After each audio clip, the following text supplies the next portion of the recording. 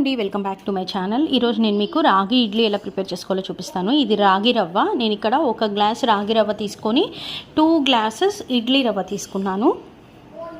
So ఇప్పుడు దీన్ని ఒక 2 టైమ్స్ ఈ రవ్వని 2 టైమ్స్ వాష్ చేసేసి ఒక 15 మినిట్స్ అలా నానబెట్టుకోవాలి. 10 to 15 మినిట్స్ అంటే మనం తీసుకున్న మినపప్పుని రుబ్బుకునే లోపు మనం ఇది పక్కన నీళ్లు పోసి పెట్టుకుంటే సరిపోతుంది. మరి ఎక్కువసేపు నానక్కర్లేదు. ఇక్కడ నేను 1 గ్లాస్ మినపప్పు ఒక 4 అవర్స్ ముందు నానబెట్టుకున్నాను. దాన్ని ఇప్పుడు గ్రైండ్ చేసుకున్నాను.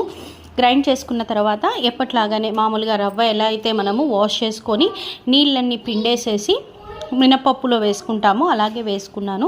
సో మొత్తం రవ్వనంతా నీళ్లు లేకుండా గట్టిగా పిండుకొని వేసుకోవాలి. వేసుకున్న తర్వాత మొత్తం అంతా చక్కగా మిక్స్ చేసేసుకోవాలి. సో ఇలా మిక్స్ చేసేసుకొని పక్కన పెట్టేసుకోవాలి. ఇలా ఒక 8 అవర్స్ ఫర్మెంటేషన్కి పెట్టుకోవాలి.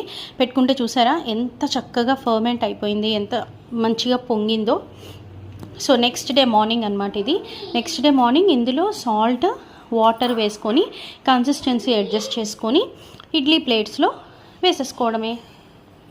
టేస్ట్ చాలా బాగుంటుంది. డైట్లో ఉన్నవాళ్ళు లేదంటే ఇడ్లీలో పిల్లలకి కొంచెం హెల్తీగా పెట్టాలి అనుకున్న వాళ్ళు ఇలా రాగి ఇడ్లీ ప్రిపేర్ చేసుకోవచ్చు. సో మంచిగా కుక్ అయిపోయినాయి చూసారా, అసలు ప్లేట్కి అంటుకోలేదు. టేస్ట్ కూడా చాలా బాగుంటుంది. మీలో ఎవరైనా ట్రై చేయకపోతే ఈ రాగి ఇడ్లీ ట్రై చేయండి, టేస్ట్ సూపర్గా ఉంటుంది. ఇక్కడైతే నేను చట్నీ టమాటో పచ్చడితో సర్వ్ చేస్తున్నాను. కొంచెం పెద్దవాళ్ళు అయితే పచ్చడి కొంచెం టమాటా పచ్చడి కొంచెం కారంగా చేసుకున్నారంటే చాలా బాగుంటుంది. Thank you for watching. Please subscribe.